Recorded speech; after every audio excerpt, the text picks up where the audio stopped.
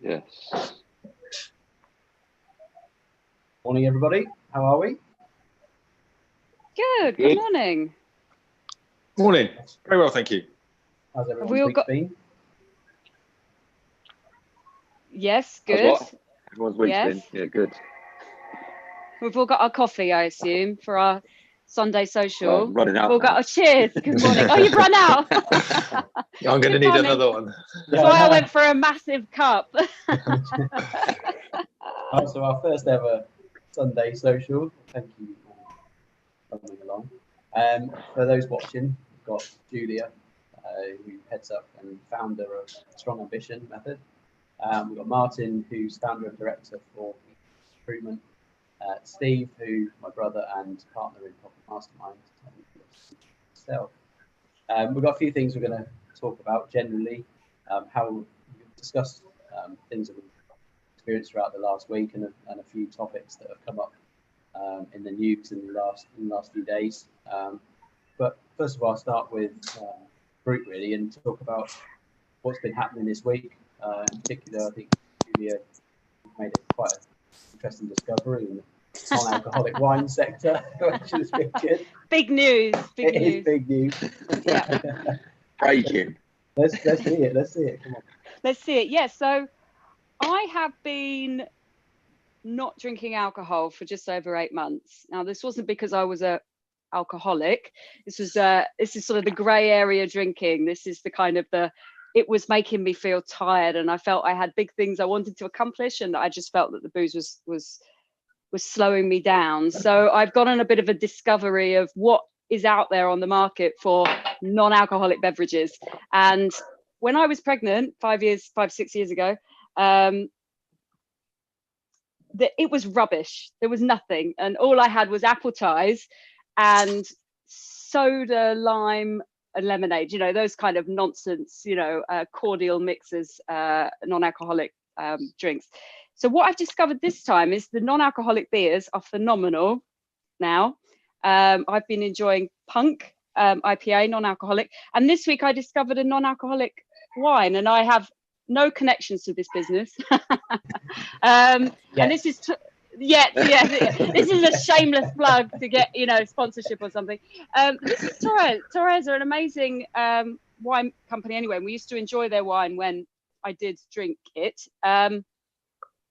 And they're just owning this sector. Their wine is phenomenal, and I was blown away. I expected very little, and because you kind of miss that glass of cold, crisp white wine in the summer with a meal, and I was missing that. So I discovered this, and it gives you this nice tannin, the sensation you get in the side of your cheeks.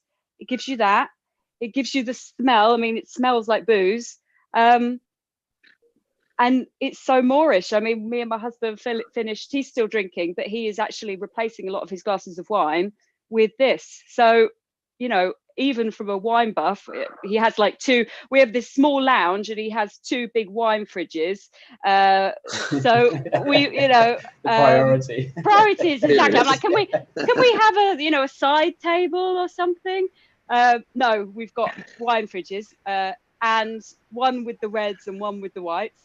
And we've managed to he's given me a whole quarter of a fridge. I've got full of these wines, and they do red as well. So that is absolutely not. I'm not connected to them whatsoever. But if I can recommend a non-alcoholic or de-alcoholized wine, that is it.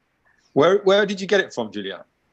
Now I'm gonna sound very middle class. If we're plugging people. Yeah. I got it from Ocado. Yeah. So yeah, very dare I say it, I sound very middle class, but clearly I'm not. I'm working class. So amazing. So if I can recommend that.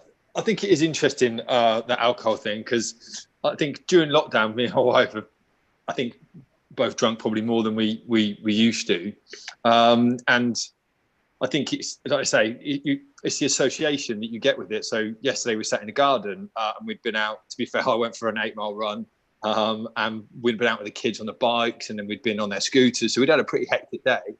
And I lit the barbecue about 5:30, and we're sitting there, it was like, guys, it's that sort of recognition, thinking, oh, that's the same time now I'm going to associate with lighting the barbecue and having a beer or a glass of wine or whatever it may be. So it is interesting how you just associate things. So I think if you can have a non-alcoholic wine, you're still getting that association, but actually it's not doing the calories and all the other bits. And I don't know, to be fair, I suppose you don't get the alcohol, but is it the same sort of price?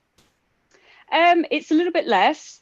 It's by no means cheap, because I guess you're going through actually more processes, because I think it is a wine, and then it's I've not looked into this. Yeah, I saw that. Yeah. De-alcoholized. So my crude understanding of the process is that then it's removed. So I mean, it goes through the same stages. It even has a year, 2019, a good year.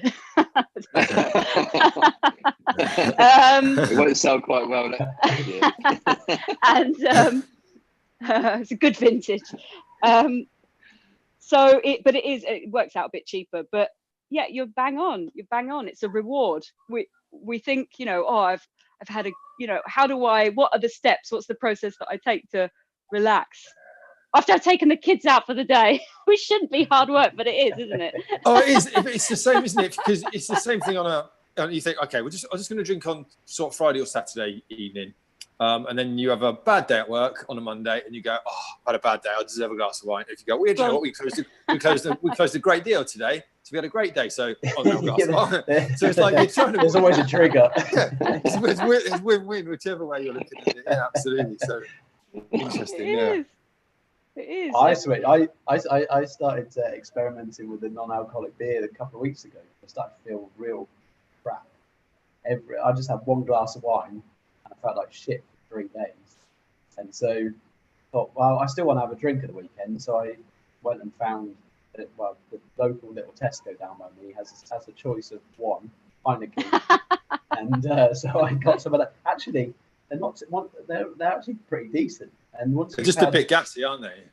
Yeah, I don't normally drink lager, and the challenge I've found is trying to find a non-alcoholic beer rather than a lager, and particularly one that I can get within walking distance was next to impossible. The Peroni's non-alcoholic ones are quite decent, and I've got some San Miguel at the moment, which have also taste quite a lot like San Miguel, but without the alcohol. So you get the kind of enjoyment, and then fine, and it's the way forward. I'm sold on the whole idea. It is, because you don't ruin your evening. You can still do stuff later on. And I mean, when I live with you, I live on the with bike you. I went out. I had like three beers and 2 glasses of wine on Friday night. Got up yesterday morning and went out and did 45 k's on the bike, bright as rain. Blimey, amazing. So I'm all for it. Steve, what have you tried? Yeah. Sorry, I didn't mean to interrupt you, Martin. No. I'm hardly drunk. I'm trying. I've been on a weight loss diet since Martin called me fat. So who needs enemies? I've been trying to lose weight for a while. Well, that's my middle name, mate. Motivation. It needs motivation, Martin. So you've just cut it out. You've cut it out completely, have you?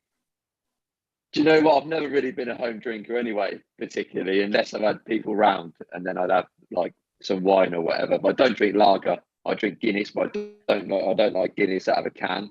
So it really limits me to what I'll drink. Yeah. But I don't mind having a wine or whatever. But I think I tend to exercise like most days, and if I drank, I probably wouldn't do the exercise the next day. So I don't bother. And yeah, it does. It doesn't really bother me. I'm not really fussed. Yeah. Like, that's good. I've never really been that bothered by alcohol, to be honest. But it's a great mentality, having that kind of take it or leave it. Yeah, not bothered. It's a great mentality. I think for me, I associated a lot of what Martin said, with that reward element, and I need to de-stress. So that's what I use to de-stress. It's fantastic that you don't even need that, and that you use exercise instead. Well, yeah, I do now, but even before, I don't think I'd have drunk at home particularly, especially not like Martin said. Friday and Saturday would tend to be the main days that you reward yourself with a drink or whatever. But if I wasn't going out, I still wouldn't drink, even when exercise wasn't really the thing. If we went on Dave's or whatever, then I'd drink, but never at home. I've never been a home drinker. Never really said. Am I the reason? Yeah, you are a bad influence. Yeah. You're the link. God for social distancing. You're the trigger. Yeah. Yeah, So no, that's- I'm not really asked. Yeah, no, it's and how is your? You might. I don't. You've raised it as long as you're not embarrassed talking about it. On furlough. But yeah, exactly. How's everything going, and how are you? And also, you said you were on this weight loss journey. Julia, let me cut Yeah, in. go on. So for years, Steve was mega skinny, mega skinny. And he'd sort of and I hadn't seen him for a few years, and I sort of bump into him. Obviously, I've known him for, I don't know, Poor 30 years. And he'd always sort of say to me or my wife, "Oh, I'm just trying to put on weight. I'm trying to put on weight." And he'd have some sort of ludicrous calorie intake that he'd have to do, like 4,000 or 5,000 calories he was trying to eat to put on weight, because he was just to be, if we're taking the mick, just to be a normal size rather than being skinny. And so when I saw him last, I was like, "Oh, well done, you put on weight." And it was because you'd already been trying to fill out rather than, cool, you've put on a bit of timber. It's classic. Age caught him in the end. So yeah, basically age did catch up with me in the end, and I got lazy really. So I'd just eat anything, chocolate and sweets were my main thing, really. And so about 6 years ago, it all really slowed down, and I ended up at 91 kilos, basically, was like the weight I was at, but pretty miles out of shape. And so towards the end of last year, I decided, because we were getting married this year, that I was going to lose loads of weight and tone up and everything like that, and it was going to be great. And so I decided, right, the 6th of January was going to be the day I started, and the 6th of January was the day that I started, and I was having 2 sugars and milk in my tea and coffee on the 5th of January. On the 6th of January, I had black coffee, no sugar. Amazing. And everything went. So I didn't Bloody have moaned about any it for a while, chocolate. though, I can tell you. It was horrendous. I was climbing the walls for 6 weeks, I reckon I climbed the walls for. We had to go through our cupboards and throw all of our food out that wasn't on the plan. Because if I had it in the house, I'll find it. And we have my son every other weekend, and obviously then some sweet stuff creeps in. Yeah. If he doesn't eat it all then, I will sniff it out like a dog. And I will look for it all around the house. Force-feeding Charlie sweets to avoid him eating it. Get rid of it, or he has to take it home with him. So anyway, now I'm 77 kilos now. Well done. So I've lost that, but now there's no gym. So I'm fading away, turning into a bit of a coat hanger. Which is a bit of a problem. But yeah, no, it's been good. By the end of the year. I hate running. Yeah, me too. Yeah, me too. I can do about 500 meters, and then I can't breathe. I just have no stamina. For me, it's a mental battle for me after about 2K. After 2K, my brain's going, have a walk, won't you? It's boring. Have a little walk, shall we, for a little bit? No one know, will they? It's only because I've got my watch on. I have to keep going. No, the watch is on. Yeah, Strava knows. Yeah. I don't know. I think when you can run, though, you start not thinking about anyone that doesn't run says that and says, "Oh, it's boring," or yeah, sorry, I shouldn't have said that. No, yeah, but I think once you can run, then you can go and explore places and run around, and it just be part of, you're not thinking about running or breathing, you're just looking at the, I don't know, wildlife along the river or the houses that you run past and think, oh, I live in there. Are you not blowing at all when you're running? Like, you're not like gassed at all? Not really. But it depends, obviously. At the last lap of the Ironman, yeah, I was gassed. Yeah, and then I was just, I've got to go home. What am I doing now? I will walk. Yeah.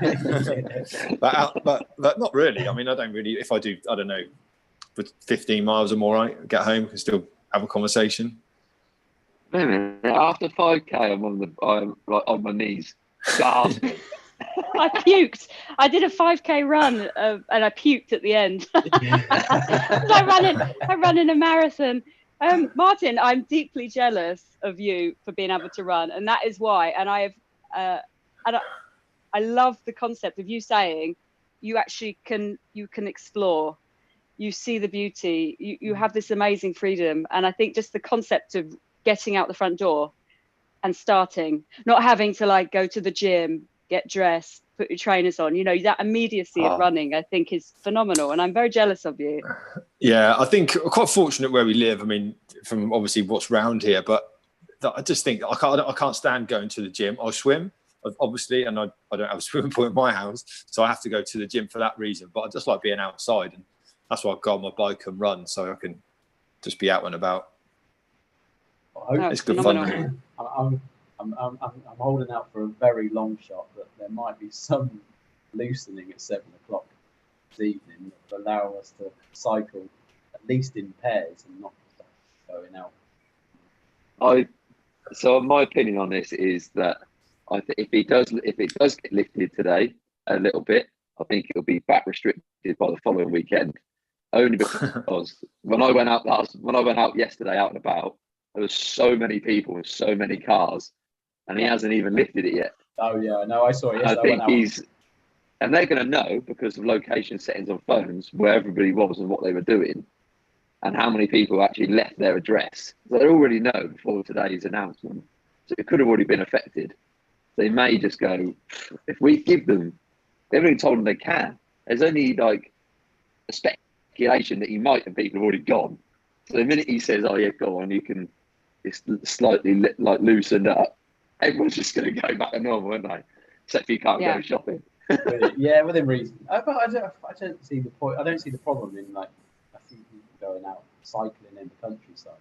If you're able to then cycle to work or do all the other things, and you can go to the supermarket, you have to queue 2 meters apart and then go in individually, and then you can walk around however you bloody well like once you're in the shop. Doesn't make any sense.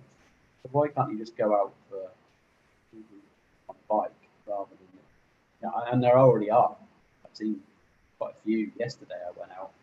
There were quite a few people cycling around in pairs. And like you said, Steve, I went up in the countryside above Henley, and there's a common area, and the amount of cars that were parked up there where people decided to drive up to go for a walk, either with the dogs or by themselves, was the most people I ever. I came around a corner and saw there was a group of about 10 people in the road. I haven't seen a group of 10 people for weeks.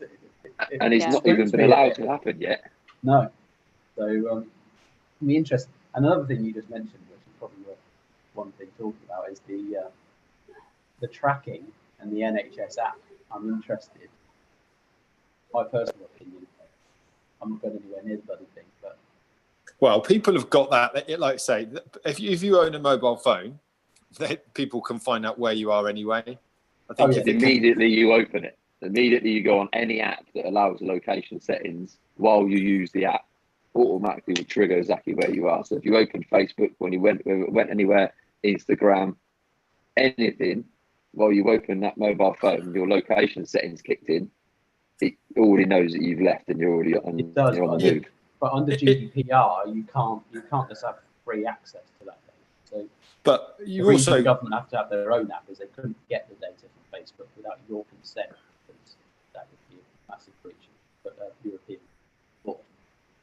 Yeah, I'm a law-abiding citizen. I know that there's people probably in government that would probably take that advantage of that data, like wherever they are. But I think that if the pandemic kind of like emergency program that the UK devised before this happened is supposed to be amazing, and that's what South Korea used. So they used ours.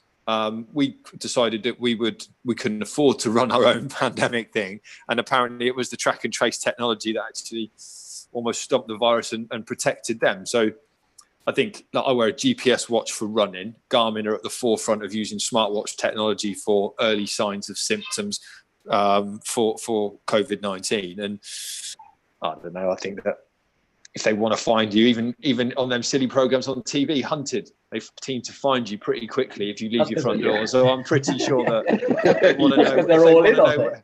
As long as you're not out robbing a bank with a mask on, I'm sure you'll be fine. Yeah. As long as I haven't got a camera crew following me around, I'll be exactly. I don't know what gives it away. The fact that it's all part of the same TV show and there's a camera crew and someone with a boom mic running down the road. I can't think how they find them. And they also know where the end point is. So they might as well just stand there like Gary Lineker waiting on the goal line. You know what I mean? Moving them up. My only question on that app thing really though is, I get, I've signed. You're right. You're tracked and traced on everything else, but Apple and Google are working together to produce a centralized version of the app that collects less data. The question is, why is the UK government a decentralized version that collects more information? And to quote them, they have their reason to have greater level of control over the app and the data. Why would they need that if there's going to be effectively a global version?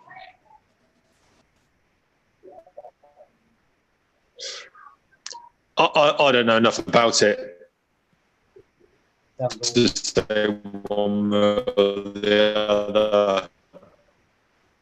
I think we probably slowly but surely probably heading that way.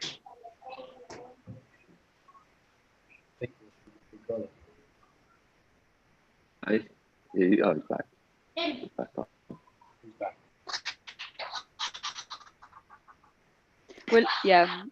We're losing you, Martin. Oh. Yeah. No, I don't know enough about the app either, really. Probably, like we probably should then, shouldn't we? Oh, sorry. Yeah, we should know more. We should, yeah, really. Rather than just go, oh yeah, it's probably okay. Who knows? And I know it's all a bit conspiracy theorist and the rest of it, but if you look at history, there are lots of instances where these kind of scenarios come along, and in the name of safety, and it's very easy to get people to support these kind of things, in the name of safety, you can unwittingly request that in additional amounts of your liberty get removed. So it happened in Germany in the 30s. I'm not saying we're in the same situation, but when people have a collective fear, very easy to convince people that this is all in the public best interest and blah blah blah. And it starts with an app like this, which could be quite innocent, but who knows where that goes afterwards? Because you get a lot of people saying, yeah, we want tighter restrictions. We want tighter restrictions because we want to make sure we're staying safe. And yeah, you should all be tagged so that we know that you're allowed to go out at certain times and blah blah blah. Before you know it, you wake up in a world where you're dictated to when you can leave the home, who you can interact with, when, and all the rest of it. And I think you've got to be very careful. Yes, it's easy to say, well, we're already tracked and traced on everything, and Amazon knows everything. But Amazon's mostly just trying to sell me some more crap. They're not trying to restrict, and they have no legal bearing over what I do inside and outside of my home. Just something to aware of. I think we're all pre-programmed to just accept apps now in the world that we live in. Nobody really questions what the app is now, do they? It's download this app, okay. Yeah. I'll do that, no problem. I've seen Kingsman. If you haven't seen Kingsman, watch Kingsman. No, I haven't seen it. Great film. Yeah. But that was all started off with them people downloading an app. Yes. You see. Forgot about that element. Yeah, yes. So that's never stopped it. Yeah, I think you're definitely right. Yeah, go on. I think yes, you are right in that we have to be really careful that we don't sleepwalk into any decisions. That we do, if we do decide to download it, we just need to understand what data it's taking, do our research, because I think so much that is happening now is people aren't doing their research. People don't, maybe they don't have time, but of course that should never be an excuse to not do your research for something so critically important. And I think so many things recently have happened that I said that would never happen. Don't worry, that will never happen. I had a colleague, the last business I worked at, who's French, and he said, should I, invest in the British pound? He said, with Brexit coming up, should I? Will it happen? Will it happen? No, absolutely not. So he invested on basis of my recommendation, and of course, what happened? Yeah, I had to go in and apologise, but it was his decision. So, and I think again, things like Trump, it'll never happen. It can't happen. It's so far away. Something like the pandemic, it's not going to happen. All these other things have come and they've gone, and it's not happened. And of course, all these things are happening. So the risk is that we'd say, no, we're not going to get, an app won't lock us down. An app won't do X, Y, and Z. And I think it's not saying that won't happen. It's just educate yourself on what is the risk that it does happen. What is the implications if it does happen? What are the implications of, the government knowing more and more? And what is the absolute bare minimum of what they need to track, to track the virus versus what are the additional extra pieces of data, which they are also taking in as well. Where does it end? And like Dave, I know we had a brief conversation about this earlier in the week, which is once it is over and it has passed, there'll be always the next thing. So they're not going to say once it's over you can delete the app. It's going to be a continuation. It's not going to go away. So it's like what else will they track for? What else? And it just it's insidious. It slips in something, a small app on your phone with all the other apps. And at what point does it take over and it just tracks you all the time? And also you got go on, please. You right? It's everyone you come within 10 meters of. It's pinging their Bluetooth and finding out their IMEI, which let's say is not any identified information, which is absolute nonsense for any of us that have worked in the mobile telecoms industry. They can find out your shoe size from your IMEI, so absolute rubbish that they can't track it, and that's just something to be aware of. It's aware, exactly. I think, why? And if you look at what's happening in Wuhan now, everyone is color-coded health status, and they can put any criteria they want onto that health status, color coding, and it could be you're red unless you have a vaccine. Well, I don't even know what's in that vaccine. All the things that started on this it takes 10 years to create a vaccine, and suddenly they're doing trials in 2 months. Now, it's going to be crazy if you want that thing after 2 months worth of work, and they still don't actually know all of how the virus operates entirely, and they build and then make the vaccine. I find that all a little bit scary anyway. A little bit dark for a Sunday morning, but I think it's something to be considerate of, and not blindly.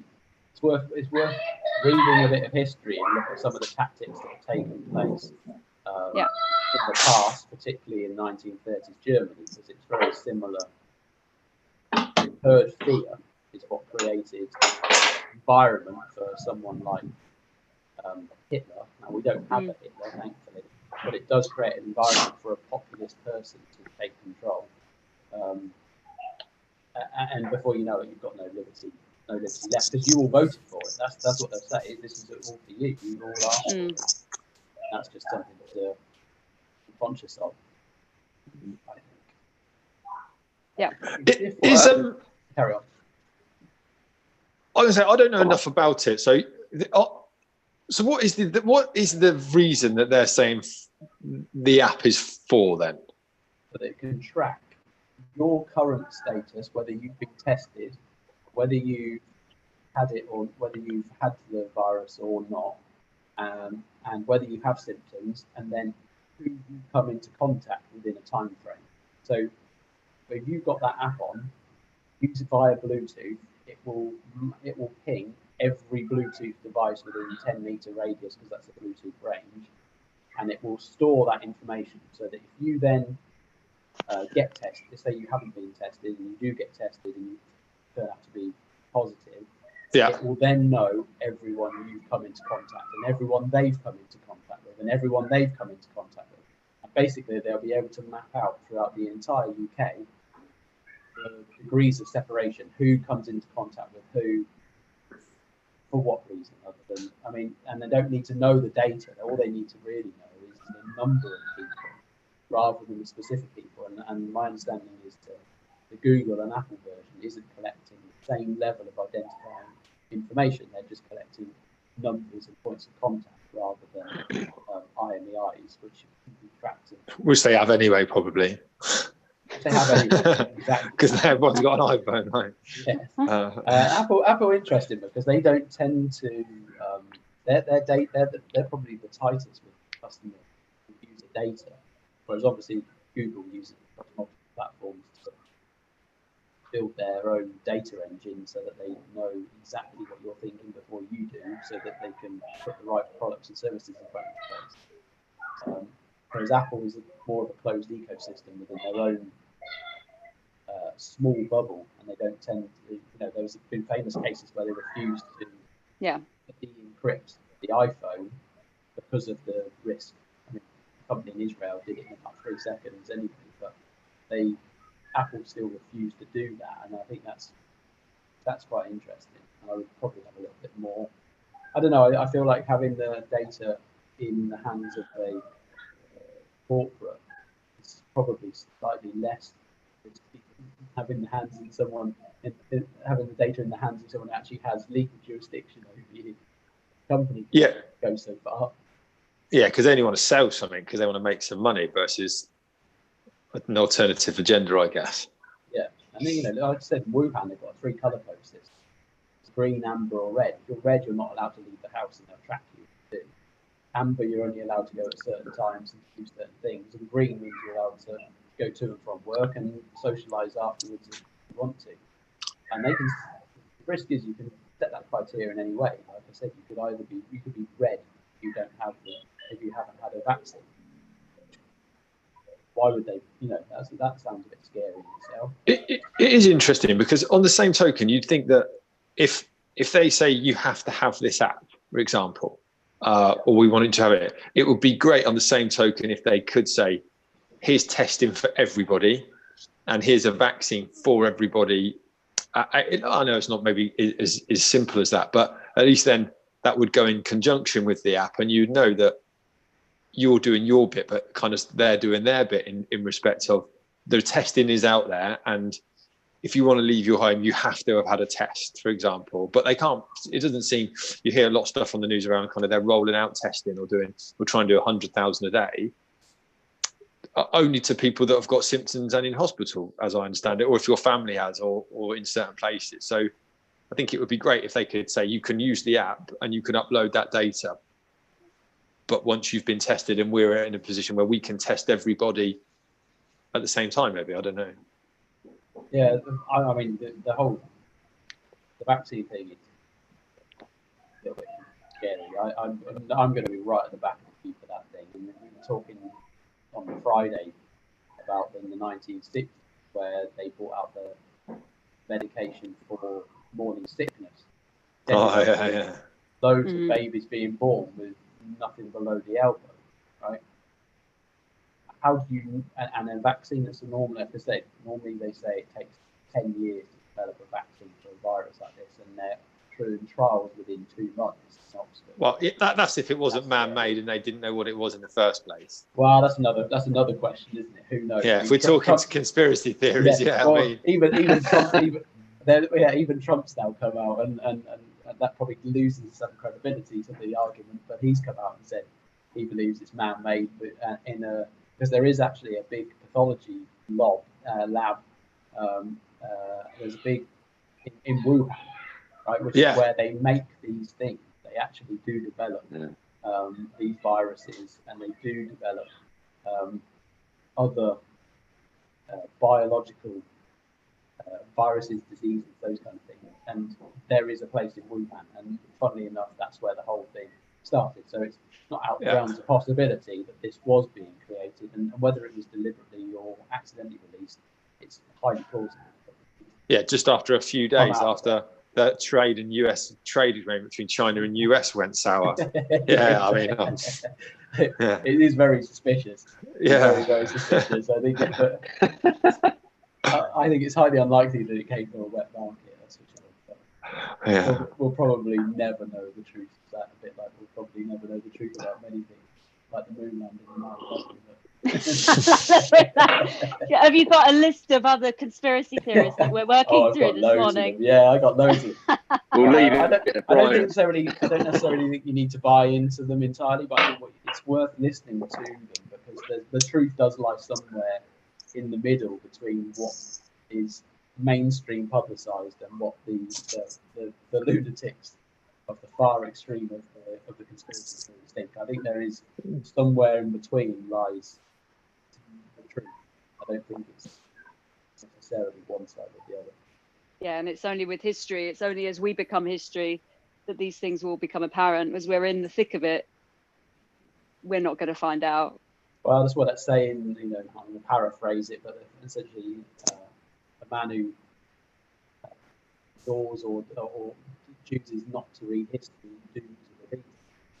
Absolutely true. And it's laid out, and we're cyclical creatures in a cyclical universe, and these things do go round and round, and the less you read about history and the less you understand what's happened previously, the more likely you are to repeat, because you just think you're doing it for the first time and you're unconscious about it. But actually, if you look at patterns over time, you could avoid making the same mistakes as a collective if there was more awareness. And I think, just trusting that, oh yeah, this is the right thing for us, which is exactly what a lot of innocent German people did in the 1930s, and then before they knew it, they were stood on the streets, in crowds, laughing and jeering as Jewish people were being dragged from their homes and beaten.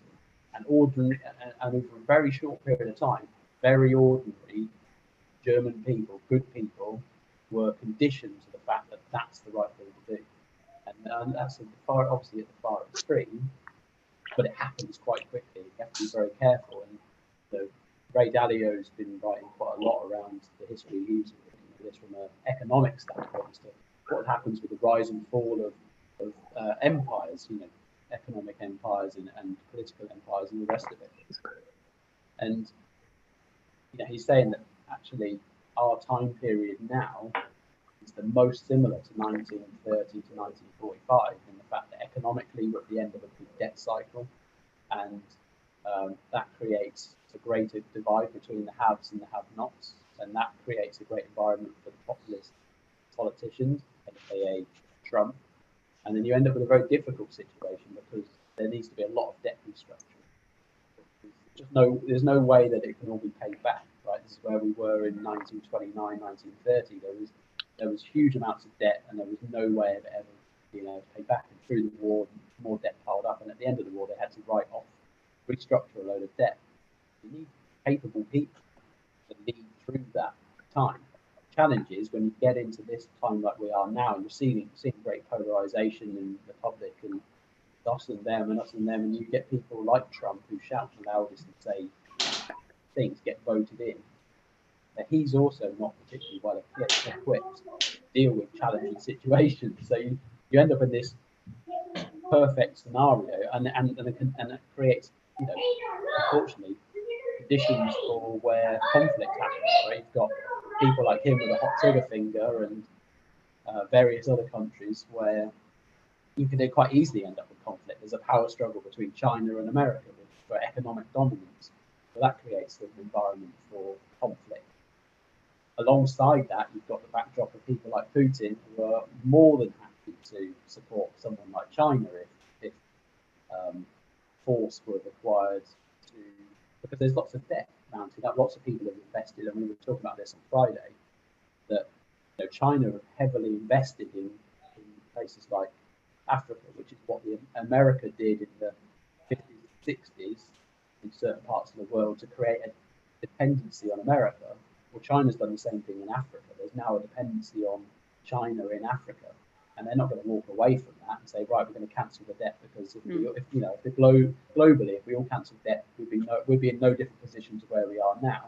China goes, hang on a second, no, we've put all of that investment in, we want it back, and so there's a conflict there straight away between the US that could write off a load of debt and China, who are highly unlikely to, and the same way as America probably would have done a long time before. So just things to be watching and be conscious of, because people do have a habit of coming round. And it's interesting watching Warren Buffett, part of his address to shareholders for Berkshire, his annual address to shareholders for Berkshire Hathaway, and he's not investing at the moment. Actually, he's a net seller. He sold his airline shares, and he's sitting on $130 million worth of cash and not entering the market at the moment, which is quite telling in itself. And also, he was quite bullish in America, saying I would never bet against America, because America has always and will always, prevail. But that even in itself is kind of like, you see, I see if America's seeing the world that way and China's seeing it from another way, there is a great potential for conflict.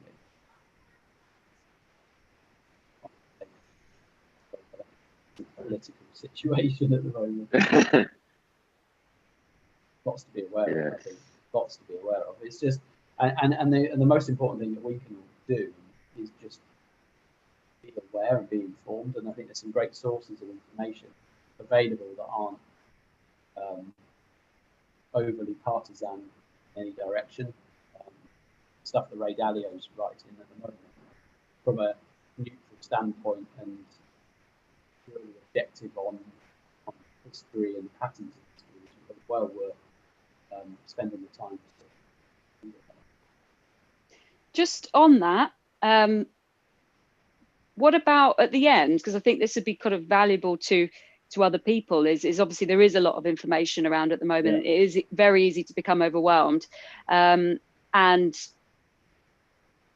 perhaps if you could just leave the links of sort of sources, any sources that perhaps we've come across, just at the bottom, because I know you sort of you directed me towards the Ray Dalio posts that he's writing up at the moment, and just having that direction in amongst all the other nonsense that's online at the moment, I think that would be really valuable.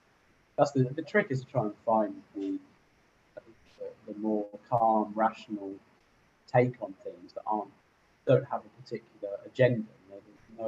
Someone like Ray, Ray, first name terms. Yeah. First name Ray. Calling him by two names. Good old Ray. Like him, you can't really. Well, Trump becomes a surname, doesn't it? So it's the same thing.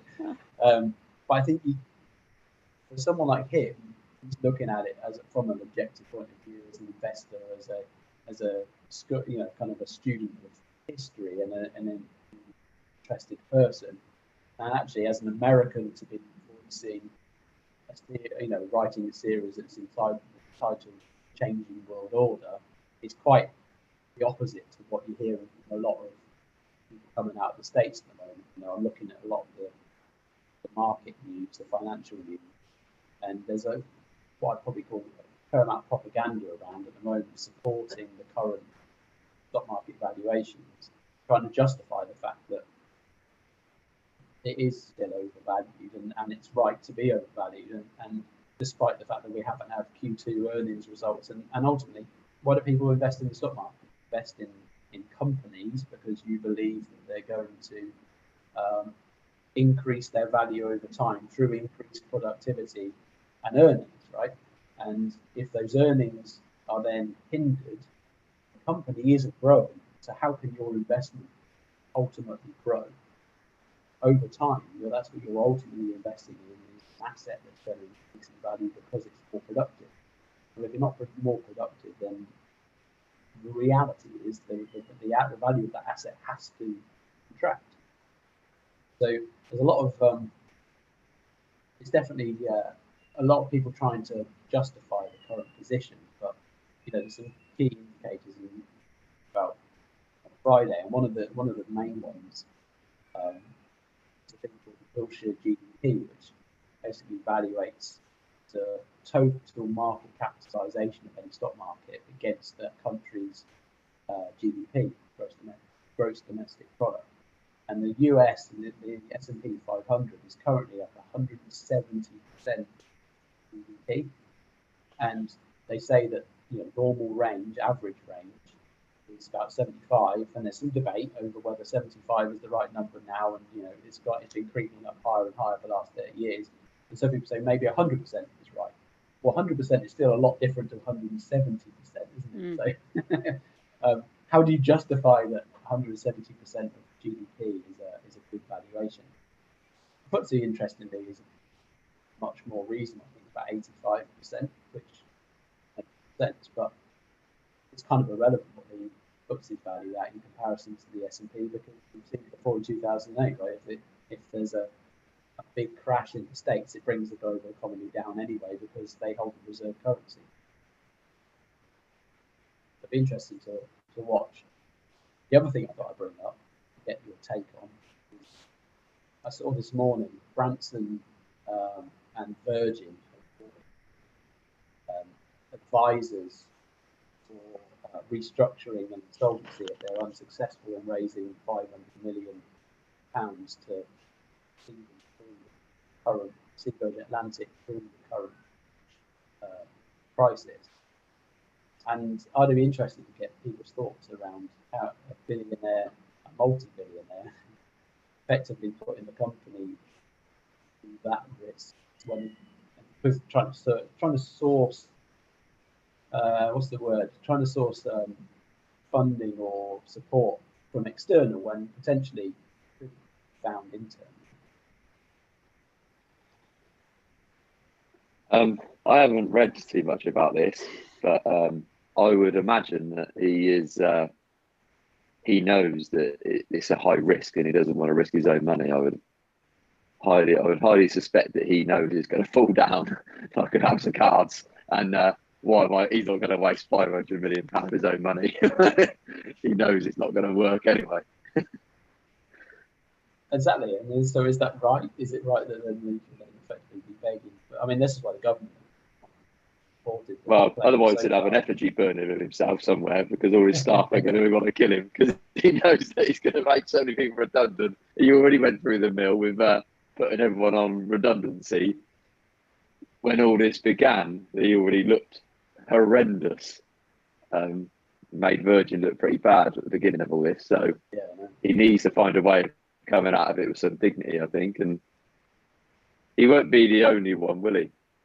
That's the question, isn't it? I mean, look, is it right that multi-billionaire founders and CEOs are seeking government bailouts, taxpayer bailouts, to get them through when it could be, like you say, probably because he knows that there's a high risk? Well, then should he gamble our money, or should he gamble his own money, or their, these very wealthy people? Why wouldn't they gamble their own?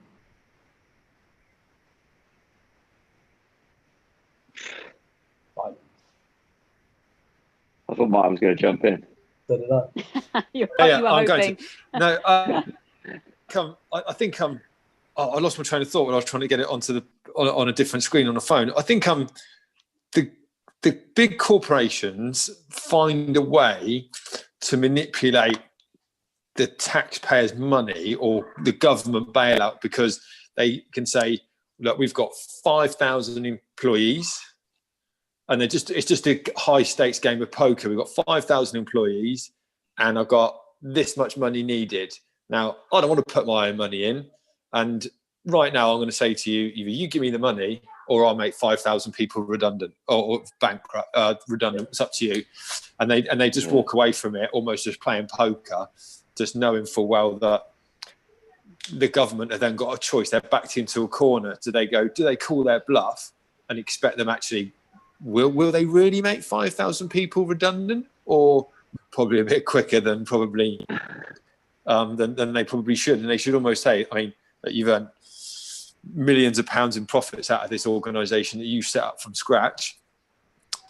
It's your company to do what you want with. We're not the government shouldn't bail you out. But at the same token, if you had an employee that was working for Virgin, you'd be going, come on, government, British government, help us out here. But I don't know. That's what I was saying. I think it's just a big game of poker that big corporations can play blindfolded and say, go on, take it or leave it. That's why Branson won't put his own money in, because if the government say no, he's not going to lose out. You're still going to be Those. chilling out on Necker Island somewhere. That on Necker, Yeah, it's a isn't long it? swim, isn't it? Yeah. Yeah. No one's going to be able to go there to get him. No. Well, that's it. Yeah. And the thing is, where does it end? That's the thing. If you start bailing out one company, where does it end? I've seen that McLaren are trying to also get funding, 160 million to survive, because as you can imagine, no one buying luxury cars in the Formula One season hasn't started, so they're struggling. I'll buy one, but for a lot less money than they sell them. Yeah. That'd be 100 quid if you can't shift it. Yeah, I'll give you a loan. Yeah. Yeah, I did say that was probably the best time you'll ever find to buy a used Ferrari or Lamborghini, because there's quite a few have gone sitting collecting dust. I think buying a new one is probably a good idea. I don't think getting a second-hand one. Some of them cars, they do well in the second-hand market. It's probably safer than any other asset at the moment. True. Actually, that's what I'm going to tell my wife when I put this call down anyway. If only the garage is open, I could go and get one. I'll tell you one statistic I did read this morning was so the government have paid 5 billion to 160,000 different companies for some form of support or bailout during this time period, which is a huge number of businesses in this different country getting that level of support. So it'll be interesting to see, depending on how long this lasts, how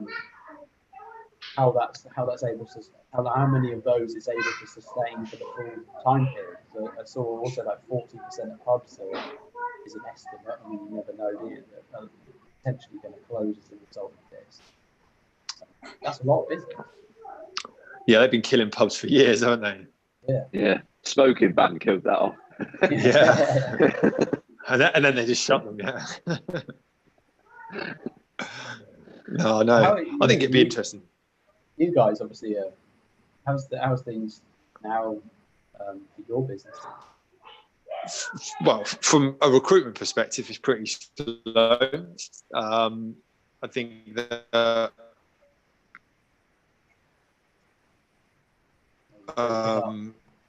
we need just to get what we do. We need to move in. It's just not just the people that we place people with. It's also the people that then those companies then sell to, that create a demand that then produces or needs more salespeople or marketing staff, and we need that to get back to what it could be. Strange. We're kind of optimistic that people might get back into the office at some point this month, but we have to wait and see, I guess. What about you, Julie? Obviously, not always face to face at this point. Yeah, so it's a good start, isn't it? Well, yes. So, Yeah. Again, I'm going to completely repeat what Martin said. It's slow. You know, everything's slow. I think people are less wanting, corporations specifically, because that's essentially that's who I work with, corporates. They're less inclined to spend money for obvious reasons, and there's just not as much sort of cash flowing through the system. And I think for externals coming in, that's obviously one of the first things. You know, you look to prioritize your employees, but any sort of outside help, that's going to slow down. So yeah, it's slow. So I've had to kind of change my focus on more sort of growing my network, on more sort of marketing, on kind of building my assets. So essentially working on material that I can present, working on some great sort of webinars, you know, sort of building things like that. Things which, when potentially this all opens back up again, I can deliver. And, you know, I've still got a little bit going on, but yeah, it's like with everyone at the moment. I think no one's in a unique boat. Well, I say that everyone's in different boats, but we're all having to change sort of the way that we're working. So yeah, that's where I am. So it's just at the moment, also with me looking after my son, my husband goes out for the day because he's sort of responsible for some sort of key worker systems. So I have my little boy by myself, and I'm also trying to work. So it's also trying to prioritize. If I've only got 2 hours of the day where I can sort of uniquely focus, and that's generally before he's woken up, I have to figure out what are going to be my best use of that time, what is going to be the best, the most high value way to spend that time. So that I spoke to a business advisor who I've worked with in the past. I spoke with her about that this week, just to help me prioritize. And I've got 3 priorities. And now it's just 3 priorities. Well, at the top it is build assets and build my network. That, if it does not fall under that as my main category, I need to leave it. And I think it's just helped me with the overwhelm of everything, really, and helps me with my focus, because I think otherwise you end up trying to focus on too many things and not doing very well in any of them. So that's where I am. Steve. Steve, where are you? Well, I'm furloughed, so as far as our business is concerned, I think the focus at the moment is on product development in-house. Obviously, I can't be involved. I had my input on it before I went off, but making sure that the product is as flawless and as sort of advanced as it possibly can be when we come back, so we have a better offering. I think the chat really before I went was to make sure that we are better than when we come out of this than we were when we went into it, really. So it's really difficult with a product like we've got, the software that we sell, which is onto CCTV, when it's being used all of the time. It's really difficult to develop it and fix the glitches. What you sort of do really is put sticky plasters over the issues, but when it really slows down and less people are using it, it means you can spend more time actually fixing those problems and developing the product so those problems don't reoccur. Mm-hmm. And so I think that is where the focus is really at within the business now. And I think there'll be a better website out the back of it. There'll be a more solid product onto the network. But it's really interesting with all these Zoom calls. You realise how unstable internet is. Yeah. And so that is one of our biggest challenges in the industry that we're in, is being on a stable network. We have a very advanced product where it will calculate the speed of your internet, and it will adjust to what it is, and that's the video quality will range from, you've got really good internet, you get a better quality video at the end of it. Your internet is poor, it will reduce the quality of the video so you can still get it. But I think internet providers need to do a lot more to make sure that we're getting better internet into rural areas. I struggle all the time. Martin's clearly struggling today. Well, I think a lot of people, like it's everything. I mean, they're not set up for the volume that you're. No. Just the sheer. I mean, most companies that we speak to were set up to be able to allow kind of 10 or 50, maybe 20% at best of their workforce to be able to work remotely, whether that be IT systems, phones, just general systems set up. And yet all of a sudden it's 100% of the workforce or 90% of the workforce is working from home. Yeah. Like people are not set up to be able to do that. And that's huge. That's funny. The irony is I have fibre here. If I do a speed test, it's probably, I don't know, somewhere between 70 and 90. Pretty good, really. Well, but okay. even that doesn't work all the time. Do you know what I mean? Certainly at 8 o'clock in an evening, it's like, that's not going to play ball today. When everyone's the thing is, it's got to change, because I can't see those figures going back down to 20%. That's going to go up. It's going to stay. It's going to maintain at a high level now. I think that a lot of people, I don't know how you feel, Martin, if push came to shove, would you be happy to give your office up and go remote and meet in a hotel reception once a week? We did a podcast the other day, didn't we, Dave? And he was saying like he doesn't think he wants an office again. Doesn't want to go to work in an office again. He wants, was it once a month a meet up, or once a week a meet up with his staff? Once a week a meet up with staff face to face. But other than that, he can save a fortune on commuting and office space. And I can't. I'm not going to give up the office. I love the office. I think it's. Oh, is it really? Yeah. Yeah. Sound like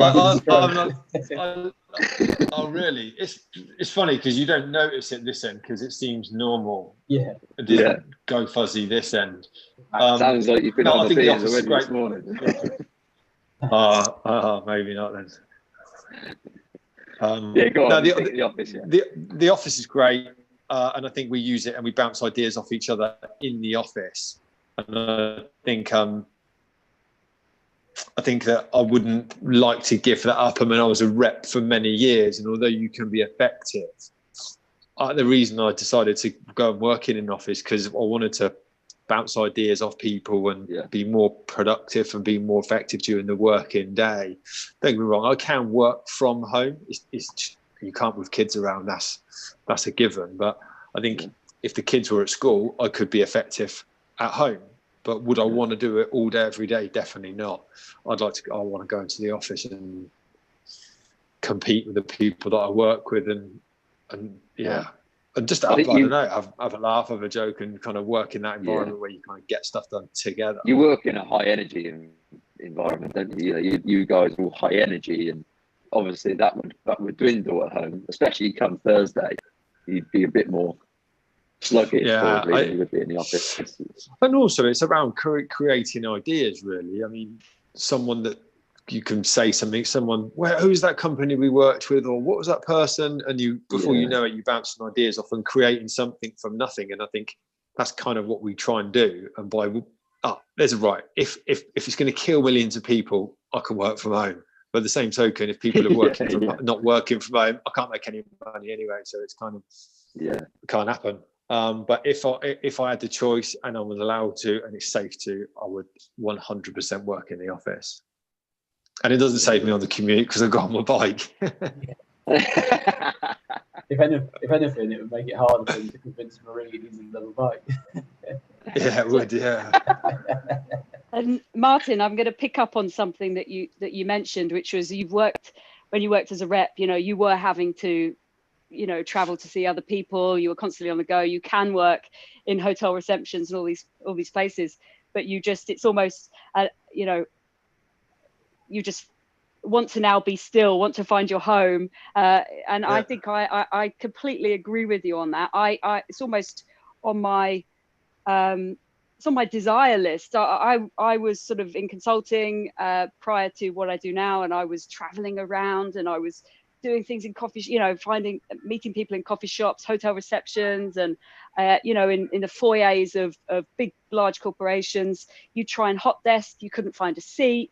You'd end up perched, on the side of something whilst taking critical calls. It's just not really that desirable, is it? So I think unless office culture changes, how do you make it work? As a kind of a rep, I don't know, but I definitely would love to have an office. That is as a dream of mine, and it's totally antiquated because I think, but it comes from not having that for so long and wanting to be in one place. And also I think it's a lot to do with mindset. It is a lot to do with, leaving your compartmentalization, leaving your home life and going and sitting in an office. I think there's something quite mental about that, but I totally with you. If you've come from one where it's a bit suboptimal, but you can make it work, to going to another, I think it's very difficult to give that up, particularly like you say, the sharing of ideas, all that energy that you can feed off. It's incomparable, really. It is. I mean, we're getting by at the moment, but that's kind of all we are. I mean, I want to be back in the office with the team, and we see each other on Zoom, but slowly but surely people are definitely and also you just lose part of from using technology, I guess. But I could do 1 day a week from home, but as a main, without a doubt, I'd like to work in the office again. Yeah. I think there'll be some interesting experiments that come along. I think there'll be some businesses will probably try to operate without premises, and it'll probably work for some, and others they may find that they need to go back to working in the same room. I think it'll just be probably a few years of experimentation now for try, because there is a massive incentive financially. Oh, particularly if you're massive. central London based, some of those rents are absolutely astronomical, and there's a lot of businesses probably got suckered into the ego of being based in the Shard or in Heron Tower or something like that. Have suddenly gone, well, do we really need that multi-million-pound overhead, or can we operate? Could we shrink down at least? You know, maybe we've got 2 floors or 3 floors now. Maybe only need 1 floor because some teams, it's not critical for them to be in the same rooms as each other. They can operate, but particularly technical teams. I find, wherever I've worked, technical IT teams tend to work quite a lot with colleagues in other parts of the world anyway. Yeah. And even if they're based in the same office, they will seem to operate via group because they're able to share information around each other better and easier than if they're all sat in one room trying to look at one screen. They've all got their own screen. So you might find that certain sectors will move to more remote, and I think for a sales perspective and then kind of creative, it's harder to not be in the same room. You do bounce ideas off each other. Far better if you're in the same location by doing this, and you can't have the ad hoc conversations like Martin just said. Leaning over your shoulder and saying, "Who was that we spoke to last week?" You can't do that. You've got to try and pick up the phone or text or something else, and it's just not as immediate or as collaborative. So it'd be interesting to see it. Yeah. But immediately, go on. Sorry, carry on. I was going to let you carry on because I was just about to say we've overrun our hour, and I've got to go and get in the queue for the supermarket to get my weekly shop. Yes. Yes. And then bust my arm, my hands and my shoulders trying to carry the stuff home. Yeah. I like this. This is practicalities. You're addressing the practicalities of modern day living. You've got to go and queue in the supermarket. You've got to walk around the corner and find out how big is the queue. Who's going to be the first retail outlet to actually make most of this situation? Because I can't see people not queuing for supermarkets for quite a long time. Who's going to be the first retail outlet to come up with an idea to make it more efficient and to not have to queue outside in zigzags when it starts raining? I know. Getting cold. People are still going to need their food. I queued to get in B&Q the other day for 50 minutes. There was only 25 people in the queue. There has to be a better way. There has to be another way. There has to be. Book a Table have been working on creating a time system, a bit like you do with your click and collect. Yeah. You never get one of those bloody things. I can't get delivery or click and collect for any of the supermarkets because I'm not an existing customer for most of them, obviously, and I'm also not old and vulnerable in any way, size, shape, or form. So every time I click onto a website, I get no options for anything. So I have to go and queue. I did see that Book a Table are trying to build a system where you could effectively book a time slot to go into retail outlets and go between 1 and 2 or whatever. Interesting. I had a conversation with someone on a similar sort of thing, but for a big company, they sell big entertainment systems to people like Disney, like Orlando, people like that, big Universal Studios. And obviously at the moment, yeah, I was thinking about that. Yeah. But they're, basically, they do, because obviously they're all closed at the moment, and then what they're doing is like the apps. So when you go to Disney World, you get an app, or you would go at a set time, just like you were going to the cinema. And I think you use it at the moment where you can get a priority pass, so your kids don't queue. So you pay a bit more, but you go on the Thunder Looper or whatever it may be at 10 o'clock, and then you can book to go on somewhere the next ride, the Nemesis or whatever it may be. See how old I am now, talking Alton Towers. But going on maybe at 1 o'clock, and then you can have lunch at a certain time, so you can go. But when you book your ticket in advance, you would book every single ride that you go on at a set time that would take you around the park in a very specific way, and that would allow them to honour social distancing, but get people back in, because these businesses are not going anywhere. They're not going to close Disneyland. They're not going to close Universal Studio, but they need to find a way to make money, and they need to find a way to do it quickly. So I spoke to a guy who's kind of working within kind of digital entertainment and specifically app technology, selling it to Disneyland to be able to reopen those parks by using mobile phones to be able to prioritise their visits. So it's quite interesting. I would imagine the same sort of thing in somewhere like B&Q. You say, well, I want to go to B&Q. I mean, I think you do have to queue to go on their own website, so it might be a bit challenging at the moment. But when it gets up and running, you'd book a certain time to go, or you have to go to Tesco's at a certain time, and you'd have like probably a 10-minute window where you could go in maybe for half an hour, 40 minutes. They could do a bit of an extension on the side of the building where you can queue indoors, though. Like, it's, in that way, but they could have their goods on show. You end up standing in the queue for half an hour going off. When you get to that aisle, that's it in the basket, isn't it? Visual merchandising. Yeah, this is screens up. Yeah, you can see it, but you can't touch it. Yeah. One thing I think for the next time we get together, probably in 2 weeks, because I can't do next Sunday, but one thing I try and speak to some people around is the mass participation sport. I know there's a lot of work going on for a lot of the events, trying to work out how do they get mass participation sport back up and running with social distancing rules in place. How do you run triathlons, marathons, and park run and all the rest of it? They've got to come back at some point. You can't just have them switched off forever.